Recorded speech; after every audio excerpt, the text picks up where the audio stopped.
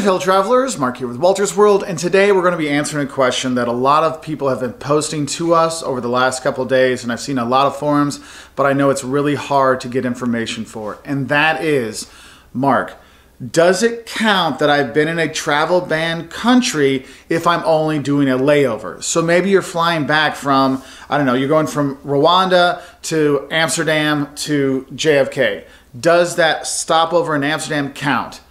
According to the CDC, yes, it does count. Okay, that's your short answer. Now here's the long answer. Hey there, fellow travelers, Mark here with Wolters World, and today we're going to be answering a question that a lot of people have posted to us, and we've seen a lot of forums over the last couple of days, and it seems like it's hard to get a straight answer from this online, so we thought we'd help you out. And that is, a lot of people have asked us basically this: Mark, we're flying through Europe, we only have a layover or a stopover in Paris or Amsterdam, and then we're heading back to the US.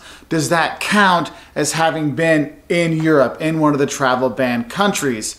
And according to the CDC's website, this is on their frequently asked questions page, always go to the CDC's website. That's where you need to get the information from, okay? Don't listen to travel bloggers like me and stuff like that, okay? Go to the CDC. And so the CDC, in their frequently asked questions, are layovers included in the CDC's recommendation to avoid non-essential travel? Yes, layovers at airports and destinations with level 3 travel notices are included in CDC's recommendation to avoid non-essential travel.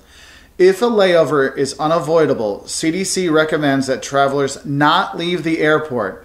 Travelers with layovers will still be subject to screening and monitoring when entering the United States.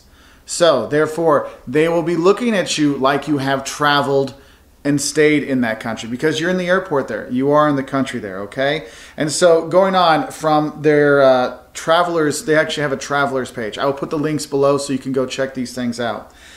They also say, widespread sustained ongoing spread and restrictions on entry to the United States. CDC recommends that travelers avoid all non-essential travel to the following destinations. Entry of foreign nationals from these destinations have been suspended. China, level 3 travel health notice. Iran, level 3 travel health notice. Most of Europe, level 3 travel notice. If you're not sure what most of Europe is, the travel ban that took effect yesterday, we actually have a video that goes through that whole travel ban. I'll put that down below, and it'll be probably in the end screen kind of thing popping up over here. Also, I will list the countries, as we're talking right now, so you have that. So do know that. And what does this mean for you as a traveler? Going on to the CDC's website for travel stuff.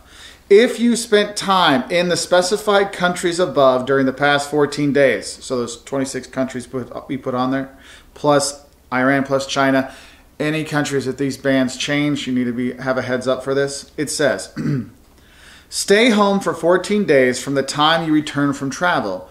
Monitor your health and practice social distancing. Social distancing means staying out of crowded places, avoiding group gatherings, and maintaining distance, approximately 6 feet or 2 meters from others when possible. If you get sick with a fever, 100.4 degrees Celsius, that'd be pretty hot, 100.4 degrees Fahrenheit or 38 degrees Celsius or higher, cough or have trouble breathing. This is their advice. Seek medical advice. Call ahead before you go to a doctor's office or emergency room. Tell your doctor about your recent travel and your symptoms. Avoid contact with others. And also, they also put on here, do not travel while sick, that's a for sure. Cover your mouth and nose with a tissue when coughing or sneezing, and wash your hands with soap and water for at least 20 seconds. If soap and water are not readily available, use an alcohol-based hand sanitizer that contains at least 60% alcohol. Soap and water should be used if hands are visibly dirty. So, this is what the CDC is saying. If you are flying through these countries, even if it's a layover, that will count, okay? So you need to follow the same protocols as if you had just spent 2 weeks in France, okay? Even if you're only passing through Charles de Gaulle, you do have that. So I know this is a scary time. We'll get through this. Make sure you're going to the CDC's website or the WHO's website. Get information from the source, because getting it from YouTubers like me and getting it from social media might not be the most helpful, so definitely go through there. That's why everything I've read, I've printed off from the CDC's website, so we have this from there. Okay, so I hope this helps you. I know there's a lot of people trying to get back to the US. There's a lot of people trying to figure out what do we do with our vacations and stuff like that. How do we cancel our plans? We'll be having videos to help with this entire transition for people trying to cancel flights, cancel reservations, what you can do, all kinds of stuff. Also, we'll be going into more about that social distancing in the 14 days. Staying home thing. We'll be going through that too over the next couple of weeks in our videos. So just want you to know we want everyone to be safe. Make sure you keep washing your hands for at least 20 seconds. Get that soap really good. All of you out there know we're thinking about you and praying for you and wishing you all the best. Bye.